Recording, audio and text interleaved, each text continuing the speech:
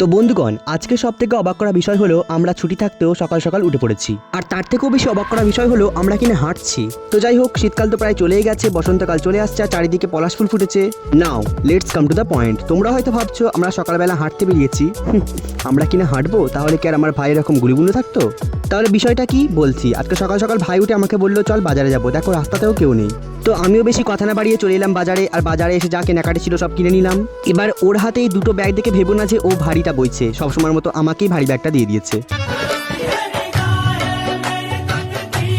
যাই হোক, বাড়িতে তো চলে এলাম। এবার ব্যাপার হচ্ছে আজকে টিফিনটা ভাই করবে, চলো দেখে আসি। তো রান্নাঘরে এসেই তো দেখি আমার ভাই ব্যস্ত, আর কড়াতে 3-4টে মশলা দিয়ে সেগুলোকে ভাজতে শুরু করেছে। আমি আর বেশি বিরক্ত করলাম না, কারণ আমাকে তাড়িয়ে দিল। And I am damn sure যে তোমাদের বাড়িতে এখন এই ফুলেরই সিজন চলছে। তো যাই হোক, ভাই আজকে বানিয়েছে কাবলি ছোলার ঘুগনি আর পরোটা। আর সবসময়ের মতো আমাকেই আগে দিয়েছে, কারণ আমার একটু খেতে সময় লাগে না, মানে একটু ফিল করে করে খাই, তো তাই আর কি।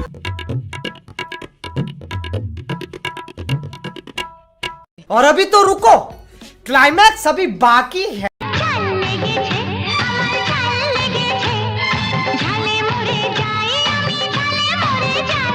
ঘুগনি কেমন ছিল তা আর বললাম না, থাক। এরপর ছাদ থেকে নেমে কাকিমাকে একটু সবজিপাতি কেটে দিয়ে একটু হেল্প করছিলাম, আর তারপরই আবার রেডি হতে হলো, কারণ আমার ভাইয়ের দই খেতে ইচ্ছা করেছে। নাও, যেই ছেলের পিছনে কোনো কিছু আনার জন্য 10 মিনিট ধরে ঘুরতে হয়, সে আজকে হাফ প্যান্ট পরেই ছুটেছে দই আনার জন্য। ফেরার পথে দেখলাম রাস্তার পাশে অনেকগুলো পলাশ ফুল পড়ে আছে, তাই ভাবলাম একটু কুড়িয়ে নেবো, তোমাদের যদি লাগে তাহলে আমার সাথে যোগাযোগ করতে পারো। তো যাই হোক, তারপর জমিয়ে লাঞ্চটা কমপ্লিট করে নিলাম। তারপর উপরে গিয়ে শুয়ে শুয়ে শাকালু খেতে খেতে একটা মুভি দেখছিলাম, আর তারপর